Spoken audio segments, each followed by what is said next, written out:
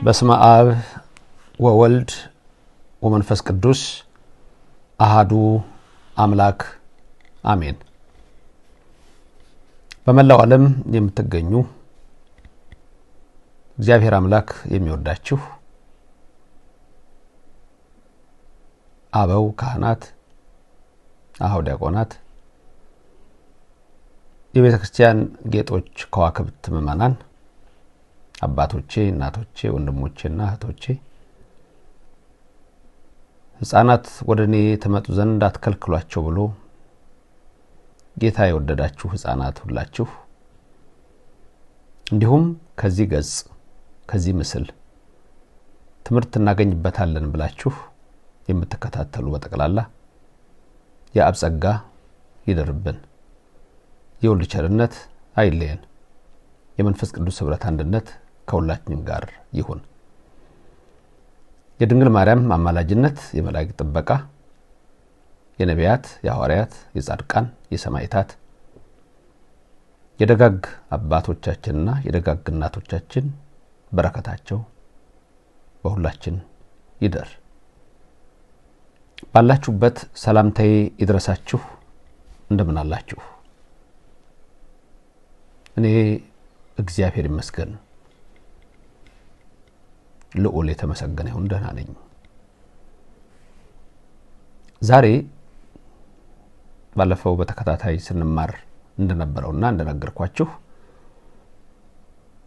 የፕሮቴስታንት እምነት ጀማሪ የሆነችው ጀርመኒ ዛሬ ያለችበትን ደረጃ በማየት በሌላ ሀገራት ያሉ ብዙ ተመሳሳይ ነገሮች በአውሮፓ አሉ። ግን በኢትዮጵያስ የፕሮቴስታንት እጣው መጨረሻው ምንድነው? ይሄን በተለይ የፕሮቴስታንት ሊቃውንት በቴዎሎጂካል በሪሊጂየስ ስተዲስ ያለፋችሁ በደንብ እንድታጤኑት የምፈልገው ጉዳይ ነው። ይሄንንም እኔ መጠቆም የምፈልገው በቀደመ እምነታችሁ ብትጸኑ የክርስቶስ ተካፋዮች ሆነናል እንዳለው ቅዱስ ሐዋርያ መሆን እንደምትችሉ ሲሆን መጨረሻው ግን እንዴት አደገኛ እንደሆነም ድንገት ትንሽ ለማስታወስ ነው። የኦርቶዶክስ ተዋሕዶ ቤተክርስቲያን እምነት ተከታዮች ምእመናን ደግሞ በዚህ ውስጥ የምትመለከቱት አብይ ጉዳይ በእምነታችሁ እስከ መጨረሻይቱ ሕቅታ ድረስ መጽናት እንዳለባችሁና በዓለም ላይ ደግሞ ምን እየተካሄደ ምን እየሆነ እንደሆነ እንድትመለከቱ እንድታጤኑት እፈልጋለሁ። በዚህ አጋጣሚ ደግሞ ወይ በኦርቶዶክሱ ወይ ደግሞ በሌላ እምነት ያልሆናችሁ ሰዎች በተለይ በጥርጥር ውስጥ እዚህም እዛም የምትሉ ሰዎች ካላችሁ በእርግጠኝነት ይህ መልእክት ለእናንተም ይጠቅማል። አስደንጋጭም ነው። በነገራችን ላይ አስደንጋጭ ነው። በአሁኑ ሰዓት አውሮፓ ትልልቅ ጎቲክ ቸርች ባዷቸውን ቀርተዋል። እንደውም በአብዛኛው በአሜሪካም ሆነ በአውሮፓ እኛ ኦርቶዶክሳውያኑ ብዙዎቹን እየገዛናቸው ነው።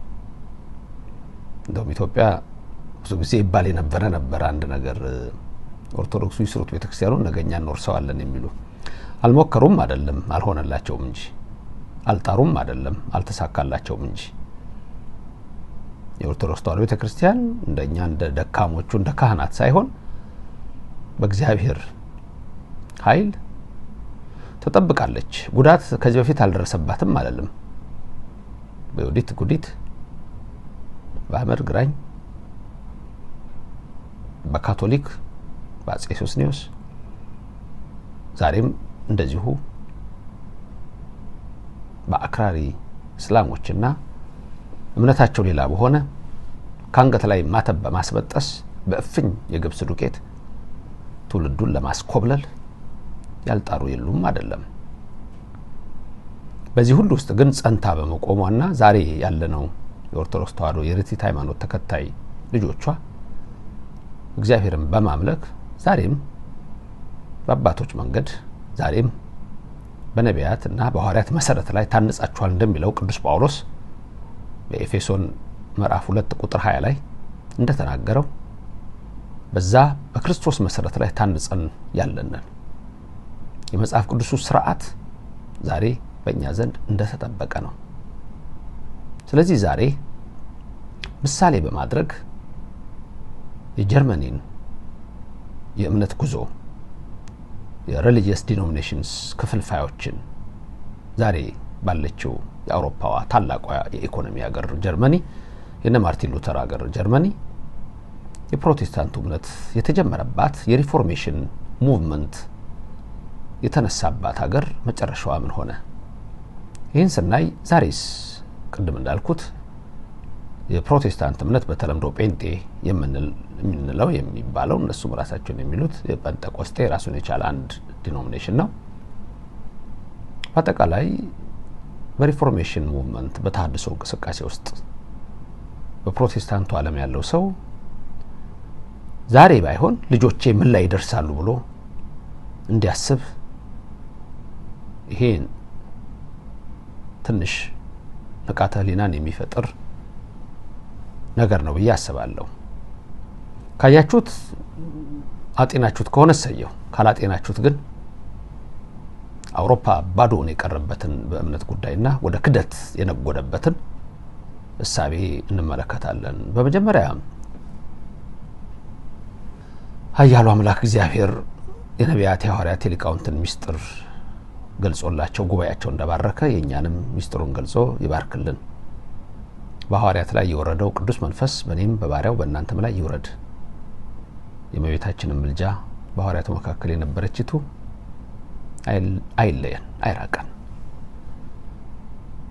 በረከቱ ይድረሰንና ያ የተባረከ ቅዱስ ሐዋርያ ወንጌላዊ ጳውሎስ የአሕዛብ ብርሃን የዕብራውያን ክርስቲያኖችን ሲያስተምር በ13ኛው ምዕራፍ ላይ ዕብራውያን 13 ከቁጥር 7 እስከ 9 ምንድነው ያለው? እሱን ቃል እስቲ አብረን እናንብብና ወደ ወሳኙ ነጥብ አብረን እንግባ። መነሻችን ይሄ ጥቅስ ነው። እንዲህ ይላል፣ የእግዚአብሔርን ቃል የተናገሯችሁን ዋኖቻችሁን አስቡ፣ የኑሯቸውንም ፍሬ እየተመለከታችሁ በእምነታቸው ምሰሏቸው። ኢየሱስ ክርስቶስ ትናንትና ዛሬ እስከ ዘላለምም ያው ነው። ልዩ ልዩ አይነት በሆነ በእንግዳ ትምህርት አትወሰዱ። ልባችሁ በጸጋ ቢጸና መልካም ነው እንጂ በመብል አይደለም፣ በዚህ የሚሰሩባት አልተጠቀሙምና። ብርሃነ ዓለም ቅዱስ ጳውሎስ ምንድነው የሚለን? የእግዚአብሔር ቃል ምን እንደሚያስተምረን በመጀመሪያ ቁጥር 7 ላይ የነገረን የእግዚአብሔርን ቃል የነገሯችሁን ዋኖቻችሁን አስቡ ይላል። እነዚህ ማለት ቅዱሳን ብለን የምንጠራቸው ናቸው፣ አባቶቻችን። አንዳንድ ሰዎች እንደውም አባቶቻችን ምንድነው አባቶቻችን የምትሉት ኦርቶዶክሶች ይላሉ። ስላሉን ነው፣ ከሌሉን እኮ የለንም እንላለን። እኛ አሉን አባቶች። ጳውሎስ ሐዋርያም የሚነግረን ይሄንን ነው። የእግዚአብሔርን ቃል የነገሯችሁ ዋኖቻችሁን አስቡ። ነቢያትን እናስባለን፣ ደቀ መዛሙርቱን እናስባለን፣ ሐዋርያትን እናስባለን። የእግዚአብሔር ቃል የሚነግሩ ሊቃውንትን እናስባለን፣ መልካም የሚናገሩትን ሁሉ። ማሰብ ማለት ምን ማለት ነው? እዛው ላይ ነው የሚነግረን አይደለም? የእምነታቸውን ፍሬ እየተመለከታችሁ በእምነታቸው መሰሏቸው። ፍሬ አለ፣ እምነት አለ፣ ሃይማኖትና ምግባር እንለዋለን። በፕሮቴስታንቱ ዓለም በሪፎርሜሽን ትልቁ ችግር የተከሰተው እዚህ ጋር ነው። ለምሳሌ የእምነታቸውን ፍሬ እየተመለከታችሁ ቢለው አይሰራም። እነሱ ጋር ሶላ ፊዴ ነው፣ ሶላ ግራቲያ ነው፣ ፌድ አሎን ነው፣ ግሬስ አሎን ነው፣ ጀስቲፊኬሽን ብለው የሚጠሩት ወይም ጀስቲፊኬሽን ብለን የምንለውን ጽድቅ ኦንሊ ባይ ፌስ ኦንሊ ባይ ግሬስ ነው የተባለው። ስለዚህ የእምነታቸውን ፍሬ እየተመለከታችሁ ምሰሏቸው የሚለው ቃል በ1517 በጀርመኒ ተናደ። እነ ማርቲን ሉተር በትልቅ መጥረቢያ ቆረጡት። the five solas ብለው አወጁ። እነ ዊዚንግሊ አስተጋቡት። ስለዚህ የሪፎርሜሽን ሙቭመንት እምነትና ጸጋ ብቻ ነው የሚያድነው በሚለው ላይ ተንጠለጠለና ምግባር የሚለውን ትራዲሽን የሚለውን ገንጥሎ ጣለው። ዛሬ ጀርመኒ ስንመጣ ለምን ነው እዚህ የመጣችሁ የሚለውን መጨረሻ ላይ መቋጫለሁ። ይሄን ትምህርት በነገራችን ላይ ሁላችሁም እስከ መጨረሻ መስማት ይኖርባችኋል። ሌላው ትውልድ ደግሞ እንዲደርሰው ላይክና ሼር በማድረግ ማስተላለፍ ይኖርባችኋል። ብርሃነ ዓለም ቅዱስ ጳውሎስ ቀጥሎ ስለ ኢየሱስ ክርስቶስ ሲናገር አዲስ ኢየሱስ የለም አለ። ትናንትናም ዛሬም ለዘላለም ያው ነው አለ። ኢየሱስ ከድንግል ማርያም ከመወለዱ በፊት ነበረ፣ ወልድ ነው። ከድንግል ሲወለድ አማኑኤል አለችው፣ ስጋን ተዋሃደ፣ ወልድ ነው ሰው የሆነው። ትናንትናም ዛሬም ለዘላለም ያው ነው፣ ፈጣሪ ነው። እንደ አሪዮስ ፍጡር አንለውም፣ ለስም አጠራሩ ከምስጋና ይግባው። እንደነ ሰባሊዮስ እንደነ አብላሪዮስ አንድ ገጽ እያልን የሥላሴን ምስጢር አናፋልስም። እንደነ ማኒ ዝረው አንልም። እንደነ ጳውሎስ ሳምሳጢ እንደነ አርጌንስ ማዕርጋት እና ደረጃዎች አናወጣም። አብ ወልድ መንፈስ ቅዱስ ትክክል ናቸው፣ አይበላለጡም፣ አይተናነሱም። ይሄ ነው የኦርቶዶክስ ሪት ሃይማኖት። ኢየሱስ ክርስቶስ ትናንትናም ዛሬም ለዘላለም ያው ነው ማለት አይለወጥም። በነቢዩ ሐጌ እግዚአብሔር ሲናገር እኔ እግዚአብሔር አልለወጥም ነው የሚለው። አልለወጥም እኔ እግዚአብሔር። ኢየሱስ ክርስቶስ ግን ተለወጠ። በተለይ ሶሉስ ክርስቶስ በሚለው ኮንሰፕታቸው አማላጅ አሉት።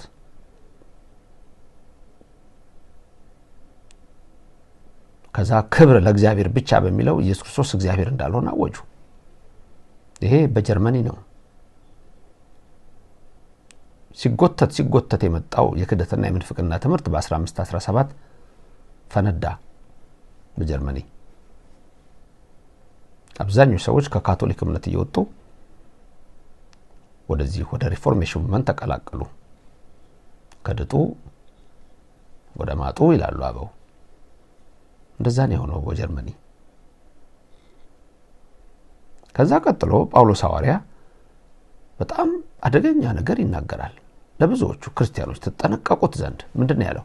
ልዩ ልዩ አይነት በሆነ በእንግዳ ትምህርት አትወሰዱ። ልዩ ልዩ አይነት በሆነ በእንግዳ ትምህርት አትወሰዱ። አያችሁ፣ የተለያየ እምነት ይመጣል፣ አዲስ እምነት ይመጣል። ማቴዎስ 24 ቁጥር 4 ላይ በመጀመሪያ በልብ መታሰቡ በቃል መነገሩ ከፍ ከፍ ይበልና ጌታችን ኢየሱስ ክርስቶስ ማንም እንዳያስታችሁ ተጠንቀቁ ነው ያለው። በስሜ ይመጣሉ ነው ያለው። በነቢያቴ በሐዋርያት ስም ይመጣሉ ነው ያለው፣ በቅዱሳኑ ስም ሁሉ ሳይቀር። ስለዚህ ልዩ ልዩ አይነት በሆነ በእንግዳ ትምህርት አትወሰዱ። በፕሮቴስታንት እምነት ውስጥ ያላችሁ ልብ በሉ። ስንት ሺህ እምነት ነው ያለው? ስንት ሺህ? ወዴቱ ነው የሚኬደው? በሀገራችንስ በኢትዮጵያ ቢሆን ስንት አይነት እምነት ነው ያለው? መጨረሻውስ ምንድን ነው? ዛሬ ከጀርመኒ የምንማረው እሱን ነው። ጀርመኒ ምን ሆነች?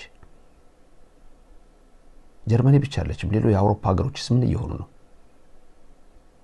ልዩ ልዩ አይነት በሆነ በእንግዳ ትምህርት አትወሰዱ ካለ በኋላ ብርሃነ ዓለም ቅዱስ ጳውሎስ አንድ ሌላ ማስጠንቀቂያ ያለው፣ ልባችሁ በጸጋ ቢጸና ነው እንጂ በመብል አይደለም ይላል። ጾምን ሻሩት።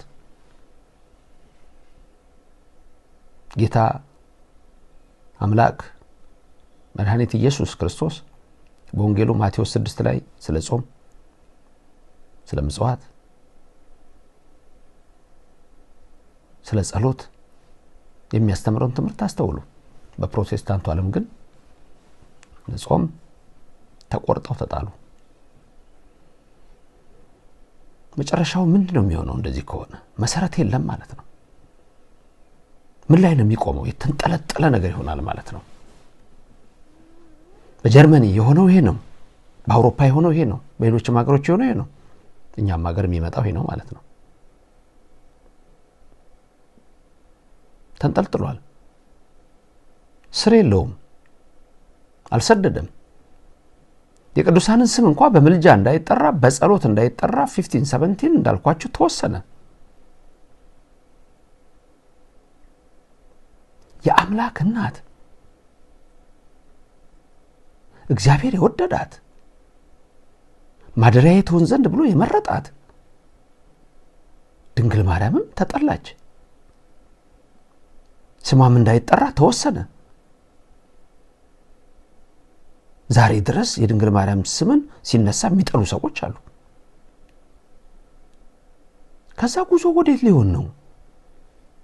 መላእክት ተንቀው፣ ቅዱሳን ተንቀው፣ ጾም ጸሎት ተንቆ፣ ምጽዋት ስግደት ተቃሎ፣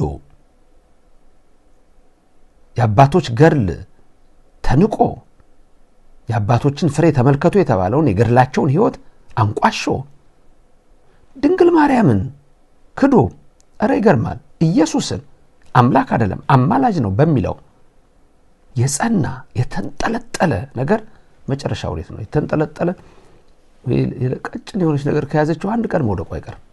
አንድ ቤት አዘንብሎ አንድ ቀን መውደቁ አይቀርም። መሰረቱ ካልጸና ቤቱ አይጸናም። በድቡሽት ላይ የተመሰረተ ያለው የኢየሱስ ክርስቶስ ቃል ነው የሚሆነው። ቃሌን ሰምቶ የሚያደርገው አይደል ያለው ማቴዎስ 7 ላይ የሚያደርገው ማለት እኮ ፍሬ ነው፣ ግን ማድረግ አይገባም ተብሎ በሶላ ግራቲያና በሶላ ፊዴ በፌዳሉንና በግሬስ አሉን አውሮፓ መሰረቱ ተነቃነቀ። የተነቃነቀ ጥርስ ካልወለቀ አያርፍም እንዲሉ ወልቆ ቀረ። በጣም አስደንጋጭ ነው። ስለ ጀርመኒ ምሳሌ አድርጌ ልነግራችሁ የፈለኩት የሪፎርሜሽን እምነት ስለጀመረበት እንጂ ስካንዲኔቪያን ካንትሪስ እነዛ በሚሽነሪ አክቲቪቲ ታውቋቸው ስንት ትምህርት ቤት እንኳን ይሰሩኛ ሀገር ስንት ሆስፒታል ስንት ክሊኒክ የሚሰሩ በመላው ዓለም ላይ ዛሬ በእነሱ ዘንድ እምነት የለም። ኢየሱስ አይጠራም። እሱ ራሱ ተካደ፣ ውሸት ነው ተባለ። እንዲህ አይነት ካራክተር ፊገር አልነበረም ተባለ። Jesus is a fictional character ተባለ። በቴክኖሎጂው ሳይቀር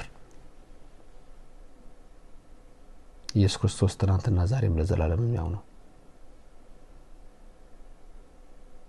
ይሄን እንደ መግቢያ ካልኩላችሁ ምንድነው የምትለን ዛሬ ካላችሁኝ የፕሮቴስታንት እምነት የሪፎርሜሽን ሙቭመንት የተጀመረበት አገር ጀርመኒ ዛሬ በምን ደረጃ ላይ ነው ያለው? በአጠቃላይ በአውሮፓ ያሉ የፕሮቴስታንት አገሮች ዛሬ በምን ሁኔታ ላይ ነው ያሉት? እጅግ በጣም አስደንጋጭና አሳዛኝ ነገሮች ነው የምታዩት። ነገም ወደኛ ይመጣል ማለት ይሄን ነው። ዛሬ ያላችሁት የፕሮቴስታንት አማኞች ልብ ብላችሁ ስሙኝ። ዛሬ እናንተ ላይ ባይደርስ የእናንተ ልጆች ምንድነው የሚያምኑት?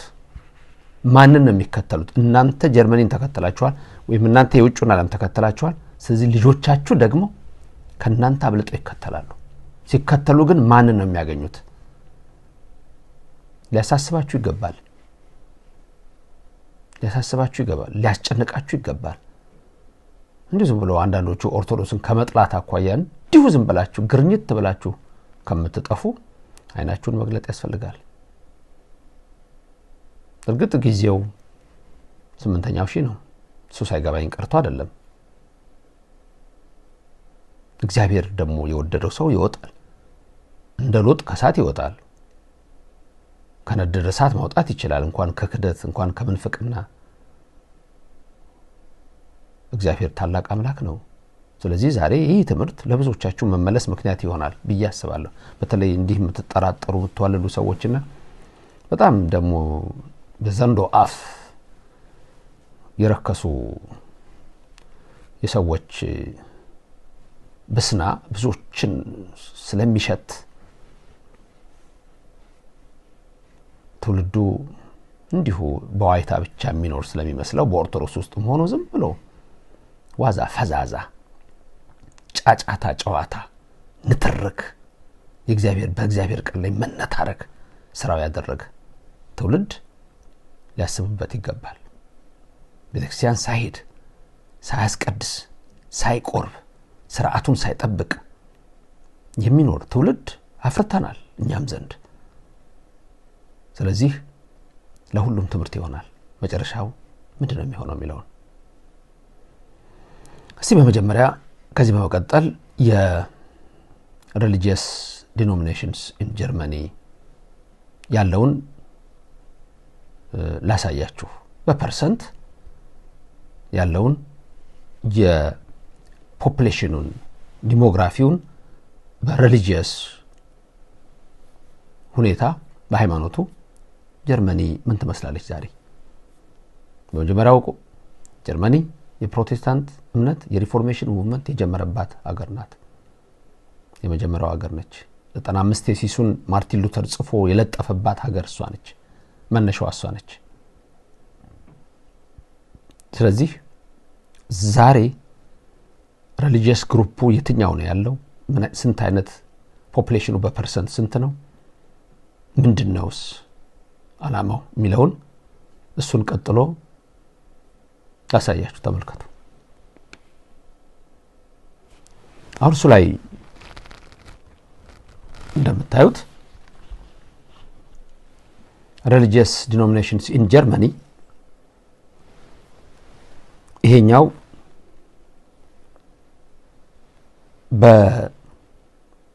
በጀርመን ሀገር ምንም አይነት religious affiliation የሌላቸው ይሄ ማለት ምንም ሃይማኖት የሌላቸው ወይ ኦርቶዶክስ ወይ ካቶሊክ ወይ ፕሮቴስታንት ያልሆኑ የምትመለከቷቸው ሼር ኦፍ ፖፑሌሽን የጀርመኒን 47% ያላችሁ በኋላ ነግራችኋለሁ። በ2017 በ2024 ከዛ ደግሞ በ2060 ምን ሊሆን ይችላል ተብሎ የተነገረው። አሁን እሱ ጋር የምታዩት ኖ ሪሊጂየስ አፊሊዬሽን ማለት የማያምኑ ሰዎች ምንም አይነት እምነት የሌላቸው ወይም የአንድ እምነት ውስጥ ምንም አይነት ውክልና የሌላቸው ወይም ሜምበር ያልሆኑ ሰዎች 47% ያላችሁ። እነዚህ 47% ከየት መተው ነው አላማኝ ሆኑት? እነዚህ በተለይ 47%ዎቹ largest group larger than the two main churches combined ይላል። እነዚህም የሉተራን እና የፕሮቴስታንት ሪፎርሜሽን እምነት የነበራቸው ሰዎች እሱ ነው የሚያሳያችሁ። ሮማን ካቶሊሲዝም በጀርመኒ እሱ ጋር የምታዩት አሁን 23.7% ነው። በ1910 ወደ ኋላ ብትሄዱ ቁጥሩ ይሄን ነው ያለው። በ1910 ነው ማውራችሁ። አሁን ያለነው እኛ 2026 ነው። እንዳለ በየዓመተ ምህረቱ ያሉትን አይቻቸዋለሁ። የካቶሊክ እምነት ተመሳሳይነት አለው። 25 26% 22% 25 24 አሁን 23% ያህል ነው የካቶሊኩ። የማያምነው ግን ካቶሊክም ፕሮቴስታንትም ያልሆነው በአብዛኛው 47% ነው። ግን በአብዛኛው ከፕሮቴስታንቱ ዓለም የወጣ ነው። ካቶሊኩ ትንሽም ቢሆን እዛው ተመሳሳይ ላይ እየተጓዘ ይገኛል።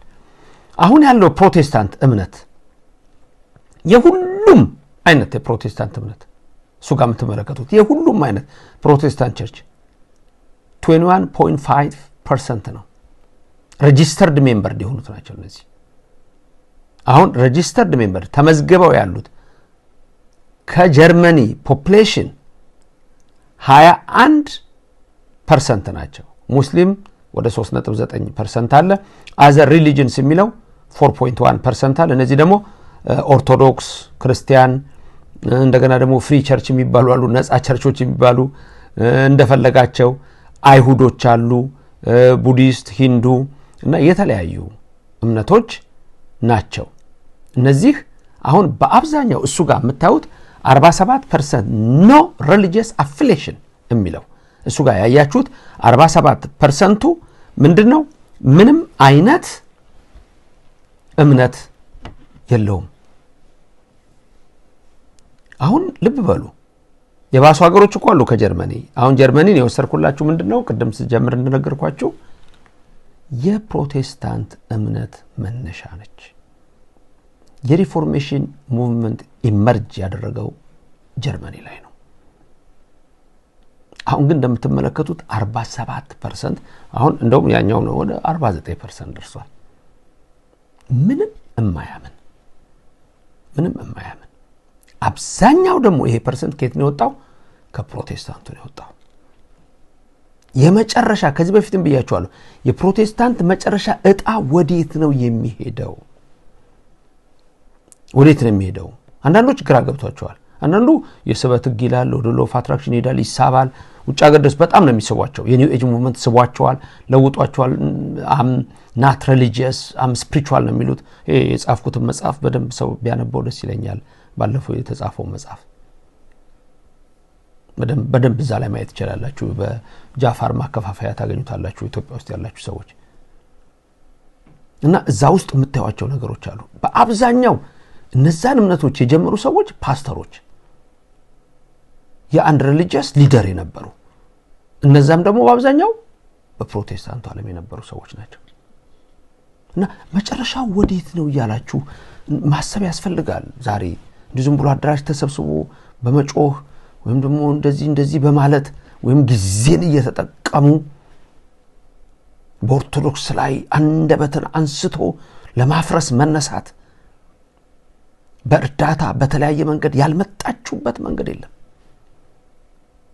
እሱ አይደለም። እኛም ራሳችንን አስተምረን ማናስተምር ከሆነ ህዝቡ ሊሄድ ይችላል ወደ ትምህርት ተብሎ ወደ ተጠራበት። ግን በተለያየ መንገድ ተስቦ መጨረሻ ወዴት ልትወስዱት ነው?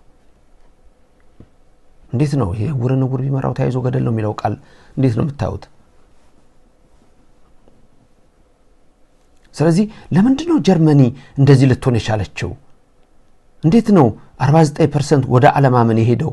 በፊት ኢየሱስ ጌታ ነው፣ ኢየሱስ ያድናል ሲል ሲፎክር የነበረ ሰው እንዴት እዚህ ውስጥ ሊገባ ቻለ? ስር የለውም። ትልቁ ነገር እሱ ነው። አንድ ዛፍ እዚህ ጋር ውሃ እየጠጣ ስር ያለው ዛፍና እዚህ ደግሞ ደረቅ እንጨት የተተከለ የተቆረጠ ዛፍ ሁለቱ ልዩነት አላቸው። ይሄኛው አርቲፊሻል ዛፍ ነው፣ ስር የለውም። ይሄኛው ግን የእውነት ዛፍ ነው፣ ውሃ ይስባል፣ ቅጠሎች ሁሉ። ይሄኛው አርቲፊሻሉ ግን ዛፍ ለሀገርም አይጠቅምም፣ ስርም የለው፣ ፍሬም አያፈራም፣ ደረቅ ነው፣ ስር የለውም፣ ስር አልሰደደም። ጀርመኒ በፕሮቴስታንት ሪፎርሜሽን እንቅስቃሴ ስሩን ነቀለው። ትራዲሽን የተባለውን ገደል ከተቱት። መልካም ምግባር የተባለውን ሁሉ ቆርጠው ጣሉት። ጾም አያስፈልግም ተባለ። በቃ ድነሃል ተባለ። ሲያዩት ትርጉም አጡ። ኢየሱስ ጌታ ነው፣ ኢየሱስ ይወደኛል እያሉ በአደባባይ ሲፎክሩ የነበሩ የጀርመን ወጣቶች ዛሬ እድሜ ገፍቶ ኢየሱስ ውሸት ነው አሉ። ለስም አጠራሩ ክብር ምስጋና ይግባው። እምነት ውሸት ነው አሉ። የእናንተስ ጉዞ እንዴት ሊሆን ነው? አሁን ሩጫው ወደ አፍሪካ ነው። በነገራችን ላይ አፍሪካን የመቀራመት እሳቤ ራሱ ጀርመኒ ውስጥ ነው። አንድ ጊዜ ይገርመኛል፣ የፕሮቴስታንት አማኞች ናቸው ጀርመኒዎች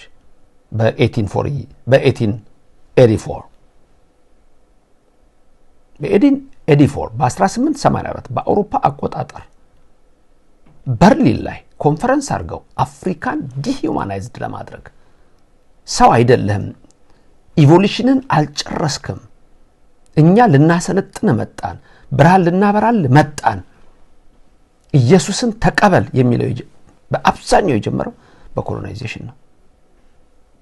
ውሸት ነው። ትውልዱ ዛሬ ጉግል ማድረግ አይችልም።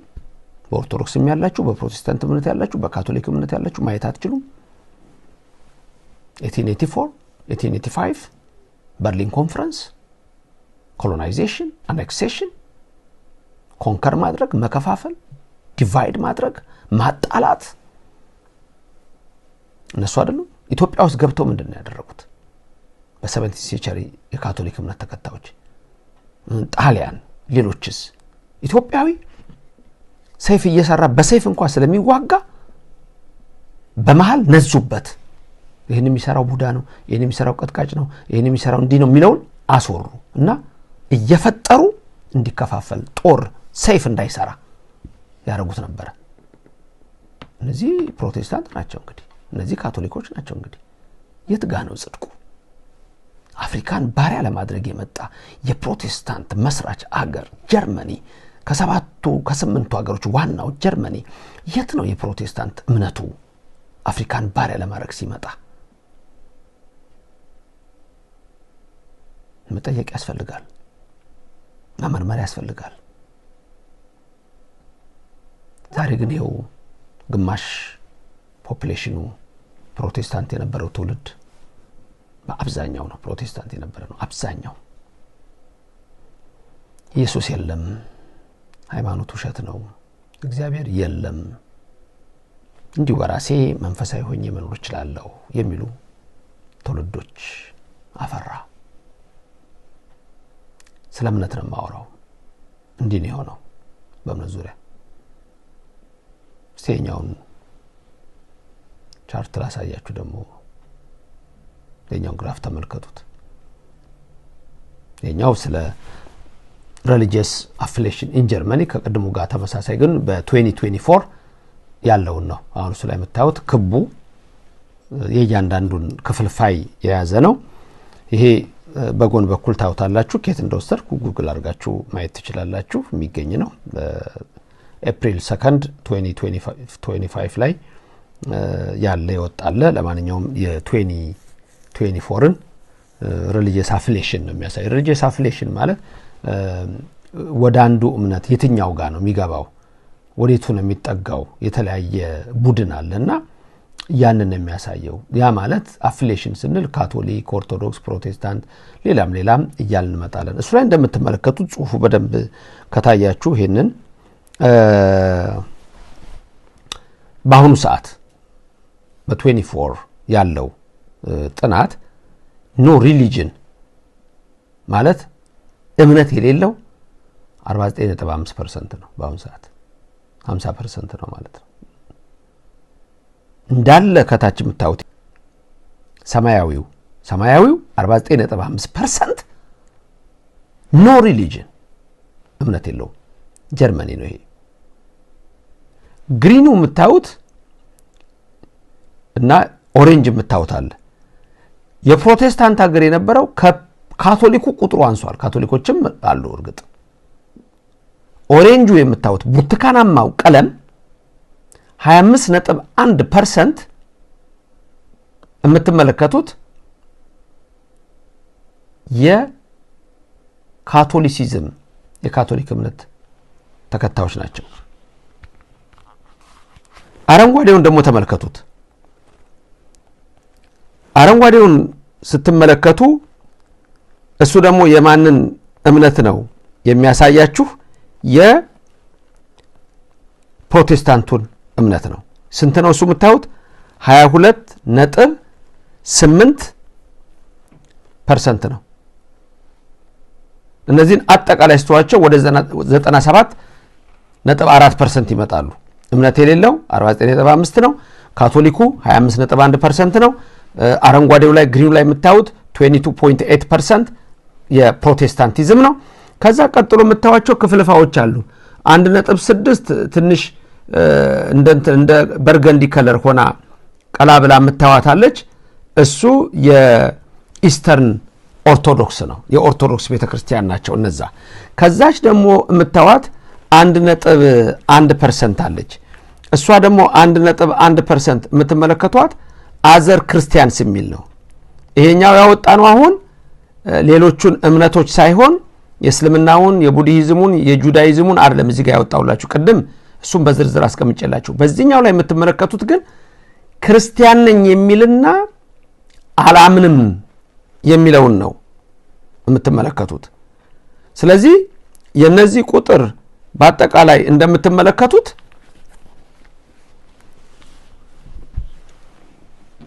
ምንም የማያምነው ግማሽ ሆኗል ማለት ነው ጀርመን ውስጥ 49.5% ነው ካቶሊኩ 25.1% ነው ፕሮቴስታንቱ 22.8% ነው ኢስተርን ኦርቶዶክስ 1.5 በሉት 1.5 ነው አዘር ክርስቲያን 1.1 ነው ይሄ ነው እንግዲህ አሁን በ2024 ላይ ቀደም ባያችሁት መረጃ መሰረት እንዴት ነው ኢየሱስ ያድናል የሚል ትውልድ 50% አሁን ኢየሱስን አላቀውም የሚለው ሪሊጅን ማን ሜድ ነው የሚለው ሰው ሰራሽ ነው። ሪሊጅን አያድንም ኢየሱስ አያድንም ወደሚል ደረጃ እንዴት ሊመጡ ቻሉ? ሁሉም ያድናል እንዴት ሊሉ ቻሉ? አንዱ መንገድ ኢየሱስ ነው። ከጀርመን ነው የመጣው ሐሳብ እንግዲህ መጀመሪያ ላይ ሪፎርሜሽን ከሱ በስተቀር ወደ አብ የሚመጣ የለም ትርጉሙ ሳይገባቸው ይሄንን ሲለፈልፉ ኖሩና ዛሬ ደግሞ ሁሉም መንገድ ያድናል፣ ሁሉም ወደ መንግስተ ሰማያት ያገባል፣ ሃይማኖት አያድንም፣ እኔ ስፒሪቹዋል ነኝ እንጂ ሃይማኖት የለኝም ወደሚል ደረጃ መጥቶ ስፒሪቹዋሊዝም የሚለው ኮንሰፕት ደግሞ ቀደም ባልኳችሁ መጽሐፌ ላይ በደንብ ይዩት ከኢስተርን ፊሎሶፊ ጋራ የተጋባ እሳቤ ነው። በጣም እጅግ በሚደንቅ ሁኔታ ኢየሱስ ያድናል ሲል የነበረው ትውልድ እንዴት ነው 50% ድረስ እንደዚህ የሆነው? እንዴት ኢየሱስ አያድንም ሊል ቻለ? መልእክቴ በኢትዮጵያ ውስጥም ላላችሁ ፕሮቴስታንት ነው።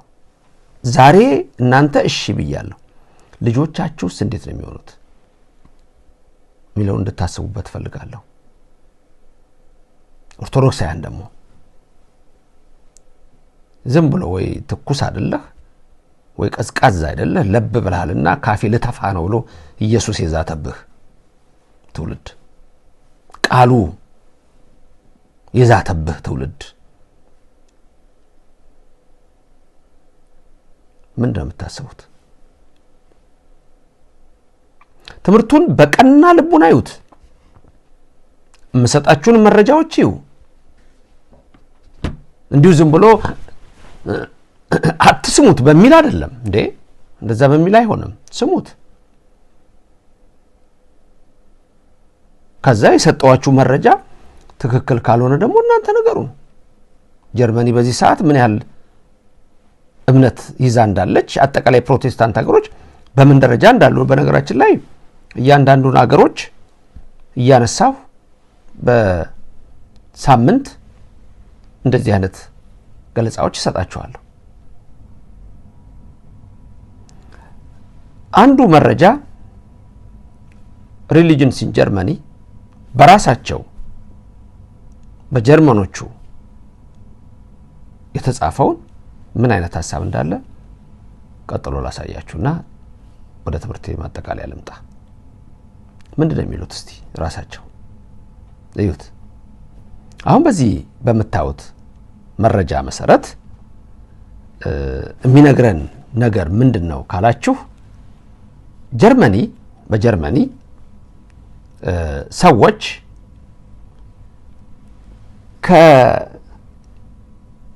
ከሪሊጅን ጋር የተሳሰረ ህይወታቸው በጣም እየቀነሰ መጥቷል። In Germany, fewer people feel tied to a religion. In a survey, almost 80% of young people said that they could live without a religious faith. በጣም የሚገርም ነው። የመጀመሪያው ላይ አሁን ይሄ ከረንት ነው። በራሳቸው በጀርመኖቹ በራሳቸው ያለ ከላይ ዌብሳይቱ አለላችሁ አድራሻው እሱ ጋር እንደምታዩት ገብታችሁ ማየት ነው። 80% ወጣቶች ነው የሚላችሁ 80% ወጣት almost 80% of young people population የሚያሳየን they said that they could live without a religious faith 80% አሁን የቀረው ስንት ፐርሰንት ነው? 20%። እሱም በካቶሊኩ አካባቢ ያለው ነው። ሬጂስተር ያደረገው ፕሮቴስታንት ቁጥሩን አይተናል። እነሱም በካቶሊኩ ጋር ያሉት ናቸው። የፕሮቴስታንቱ ፍጹም ወደ ዜሮ ነው የሚሄደው። በከፍተኛ ፍጥነት ነው ደግሞ የሚሄደው። ከዛ አንዳንዶቹ እስላም የሚሆኑ ሊኖሩ ይችላሉ። ለምን እስላሞች ደግሞ የሚችሉትን ሁሉ ጥረት አውሮፓን ይዘዋልና አሜሪካን ዋይት ሃውስ ነገኛ ነው የሚል የአክራሪ እስላሞች ደግሞ ኮንሰፕት አለ እና ሌሎችም ደግሞ እንደዚሁ የሚችሉትን የሚያደርጉ አሉ።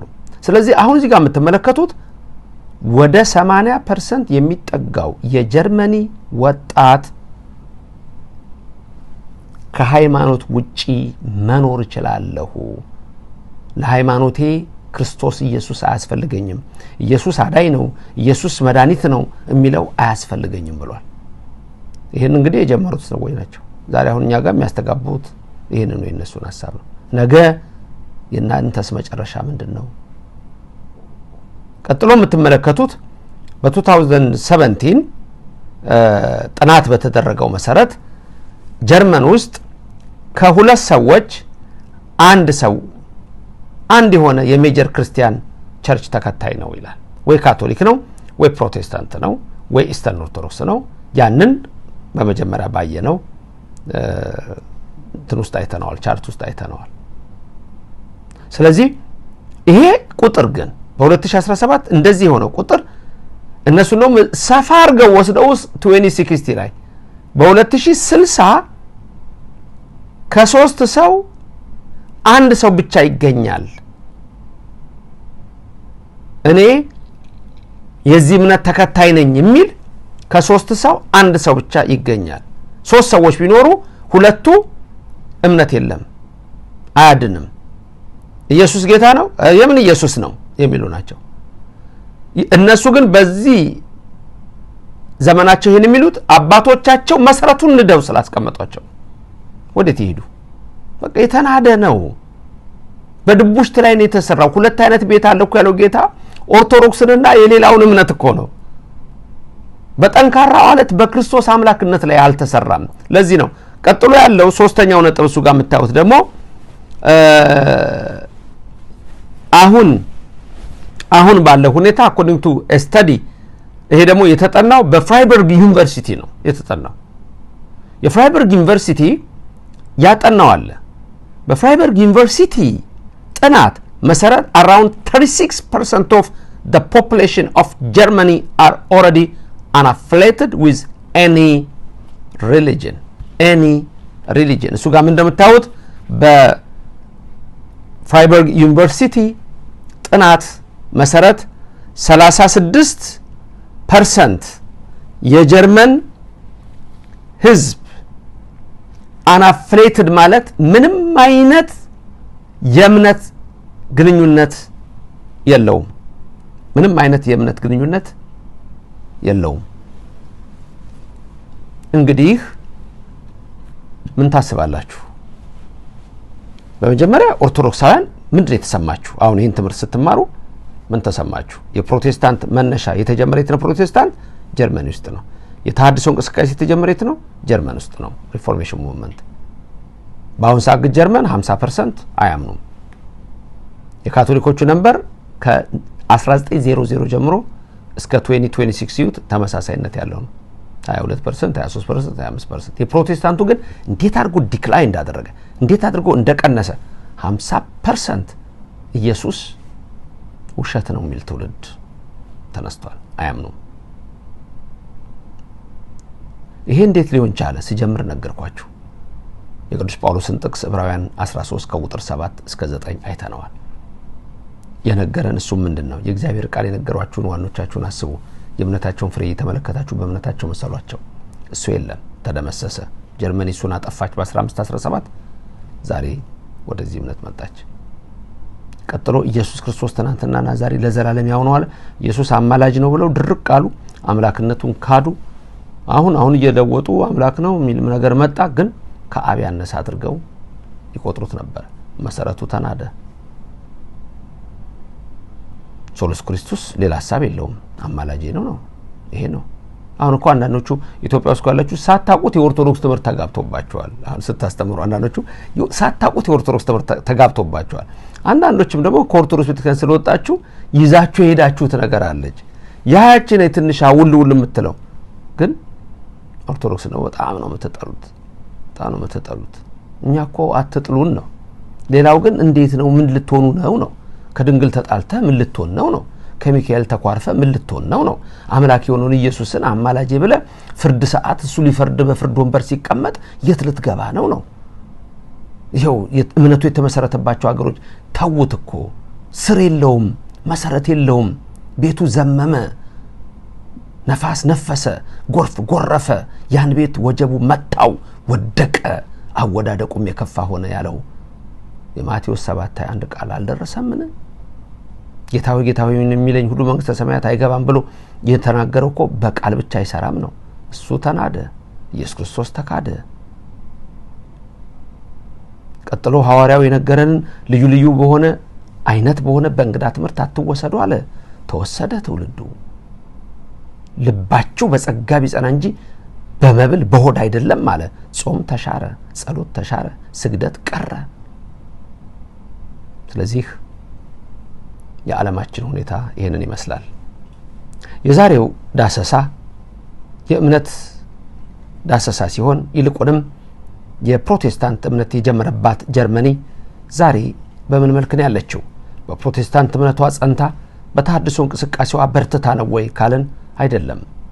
የራሳቸው መረጃዎችን አይተናል፣ ጥናቶችን ተመልክተናል። ስለዚህ ገና ዜሮ የሚደርስበት ደረጃ ይደርሳል። ስለዚህ የፕሮቴስታንት እምነት ተከታዮች ዛሬ ያላችሁ ለልጆቻችሁ ምን እያሰባችሁላቸው ነው? ሰዶምን ገሞራን ነው የምትሰብኳቸው ወይስ ኢየሩሳሌምን ነው የምትሰብኳቸው? ኢየሱስ ክርስቶስ አምላክ እንደሆነ ድንገት አንዳንዶች አሁንም ምለው ነገር ላይገባችሁ ይችላል። በእርግጠኝነት ነው ብላችሁ ኢየሱስ ያድናል ብላችሁ አሁን ልጽፉ ትችላላችሁ። እኔ ያድንም አላልኩም። እኛ ያድናል ነው ኢየሱስ ሁሌም የምንለው ይሄን ነው፣ ያድናል ነው። እግዚኦ ማረነ ክርስቶስ እኮ ነው የምንለው። ክርስቶስ ማረኝ፣ ክርስቶስ ማረኝ እየደጋገምኩ እኔ 12 ጊዜ በቀን ስንት ጊዜ ልለው እንደምችል አስብ። 2 ጊዜ ብለው 24 ጊዜ ነው። 4 ጊዜ ብለው 48 ጊዜ ነው። 4 ጊዜ እግዚአብሔር ይፍታ እግዚኦ ማረነ ክርስቶስ ስንቴ። ኦርቶዶክሳውያን አስተውሉ፣ መሰረታችሁ እንዳይነቃነቅ እንዳይናድ። ስለዚህ አስተውሉት የምለውን ነገር የለ አይደለም። በንጹህ ልቦና ተመልከቱትና ጥናት ነው ያቀረብኩላችሁ። ልክ ነው ልክ አይደለም እናንተ ናችሁ የምታዩት። እንግዲህ ልክ አይደለም ካላችሁ ጀርመኖቹ ነው ልክ አይደለም የምትሉት፣ ያጠኑትን ሰዎች ነው እንጂ እኔን አይደለም። እኔ እነሱ ያቀረቡትን ያቀረብኩላችሁ። ስለዚህ ሳይመሽ ማሰብ ጥሩ ነው። በንስሐ መመለስ። ኢየሱስ ክርስቶስ አምላክ ወልደ አምላክ ነው። በንስሐ ተመለሱ። የተጣላችሁ ታረቁ። ደግሞ ከሰው አይደለም የእናንተ ጥል፣ ከቅዱሳን መላእክት እግዚአብሔር ከመረጣቸው ጻድቃን ጋር ተው፣ ተመለሱ። የእግዚአብሔር ቃል ነው። አውቃለሁ ከዚህ በፊትም ብያቸዋለሁ። አንዳንድ ሰዎች ከ20 ዓመት ጀምሮ የኔ ትምህርት ሰዎች እንዳይሰሙ የሚያደርጉበት ምክንያት አላቸው። መልስ መስጠት አትችሉ። እሱ ነው አንዱ ትልቁ ችግር። መልስ ልትሰጡ አትችሉ። ይሄ ሰውዬ ህዝቡን መራ፣ ወደ ጨለማ ወሰደው፣ እንደዚህ ተረት ያወራ ምን ያወራ? ይሄው አሁን አቀረብኩልህ። እንግዲህ ንገረኝ። ተረት ያወራ እኮ የሚለው ሐሳብ የመጣው ከካቶሊኮችና ከፕሮቴስታንት እኮ ነው። ማጨድ የሚሰራውን ምን የሚሰራውን ጀግናውን የኢትዮጵያ ሰው እንዲህ ነው እያስባለ እኮ ነው። ልክ እንደዛ ነው የኢትዮጵያ ኦርቶዶክስ ተዋሕዶ ቤተክርስቲያን ትምህርቷ እንዲጠላ በጥናት በፕላን በእቅድ ከውስጥም ደግሞ አሉ አንዳንድ ያልታደሉ አሉ። ከሊቅ እስከ ደቂቅ ከትንሽ ዲያቆን እስከ ጵጵስና ድረስ በምንፍቅና የረከሰና ያደፈ እና የተሸከመ ሰው ሊኖር ይችላል። ምን ለማድረግ ነው? ኢትዮጵያን ባዶ ለማድረግ ነው? አፍሪካ በሌላው ዓለም ሲነቃበት ወደ አፍሪካ መጥቶ አፍሪካ ሊሰብክ ነው በእውነት? ለማንኛውም በ1517 በዓለማችን ላይ ትልቅ ለውጥ መጣ። የካቶሊክ እምነትን በመቃወም በጀርመኒ የሪፎርሜሽን ሙቭመንት የተሐድሶ እንቅስቃሴ ተነሳ። ያኔ ለብቻቸው ወጡ። ስማቸውም ተቃዋሚዎች የሚል ሆነ። በእንግሊዘኛው ፕሮቴስታንትስ። እነዚህ ተቃዋሚዎች ካቶሊክን በጊዜው ይቃወሙ እንጂ የመጽሐፍ ቅዱስን ቃል ሁሉ የሚቃወም ሆነ። ካቶሊኩም የማይገቡ ነገሮችን ያደርግ ስለነበረ በሩ ተከፈተ። ዛሬ ግን ጀርመኒ እኔ ኢየሱስ ያድናል አለም አለች። መንገዱም እሱ ብቻ አይደለም አለች። ስለዚህ ብዙዎች ምንም አይነት ሪሊጂየስ አፊሊዬሽን የላቸውም። ወደ 50% የሚጠጉት እምነት ዜሮ እንደሆነ፣ ምንም አይነት ለመኖር ኢየሱስ እንደማያስፈልጋቸው ተናገሩ። የእናንተ ስጣ ምን ሊሆን ነው? የልጆቻችሁስ? የታናሽ ወንድማችሁ ምክር ይሄ ነበር። የሰማነውን በልቡናችን ያሳድር፣ ሰምተን ለመጠቀም ይርዳን። አንተ ኦርቶዶክስ፣ አንቺ የተዋሕዶ ልጅ፣ እናንተ ክርስቲያኖች የሐዋርያውን ቃል አስቡ፣ እምነት ከመግባር ጋር ያዙ፣ ኢየሱስ ክርስቶስ ዘላለም አምላክ እንደሆነ መስክሩ። ልዩ ልዩ በሆነ እንግዳ ትምህርት አትወሰዱ። ልዩ ልዩ ያለው የተለያየ መልክ አለው። ምንፍቅና፣ ክደት የተለያየ መልክ አለው። ተወስዳችኋል። ማተባችሁን ባንገታችሁ አስራችሁ የማይገባ ቦታ የምትገኙአላችሁ። አስተውሉ፣ ጽኑ፣ ቁሙ፣ ተተከሉ። እስከ መጨረሻ የሚጸና አይደል ያለው የጌታ ቃል? አዎ፣ እስከ መጨረሻ የሚጸና እርሱ ይድናል። ጌታዊ ጌታዊ የሚለኝ ሁሉ መንግስተ ሰማያት አይገባም። ቤቱን በጠንካራ አለት ላይ የሰራ ግን እሱ ነው። ጠንካራው አለት የቅድስት ቤተክርስቲያን ትምህርት ያልተለወጠ ያልተበረዘው የኢትዮጵያ ኦርቶዶክስ ተዋሕዶ ቤተክርስቲያን እምነትና ሥርዓት ነው። በዚህ እምነት ውስጥ በዚህ ሳቢ ውስጥ የሚገቡትን ሁሉ ሊያድናቸው ጌታ የታመነ ነው። የድንግል ማርያም ምልጃ በቀኝ በግራ ይቁምላችሁ፣ ከፊት ይምራችሁ፣ ከኋላ ይከተላችሁ፣ ይደግፋችሁ፣ ከልጇ ጋር በልባችን ነግሳ ለዘላለም ትኖርልን። ኢየሱስ ክርስቶስ አንተ ኃያሉ አምላካችን መድኃኒታችን በቀራንዮ አደባባይ ደምህን አፍሰህ ስጋህን ቆርሰህ የፈወስከን የሾህ አክሊል ስለኛ የደፋህ 13ቱን ሕማማተ መስቀል የታገስህ እኛን ለማዳን ከሰማይ ሰማያት ወርደህ በከብቶች በረት የተኛህ በእናት እቅፍ በድንግል ማርያም እቅፍ ሰባ ሰገል አይተው በሁለት ዓመት የሰገዱልህ እኛ ለዘላለም እንሰግድልሃለን። ተመልከተን፣ አይነ ምሕረትህ ሁሉ ወደኛ ይሁን። ሀገራችንን ሰላም አድርግልን፣ የጠፉትን መልስልን። ሁላችሁም በዚህ ትምህርት ከተጠቀማችሁ ሌሎች እንዲጠቀሙበት ላይክና ሼር አድርጋችሁ አዳርሱ። ይህን ትምህርት ተመራችሁ ደግሞ አስተሳሰባችሁን የለወጣችሁ ድንገት ካላችሁ ጻፉልኝ።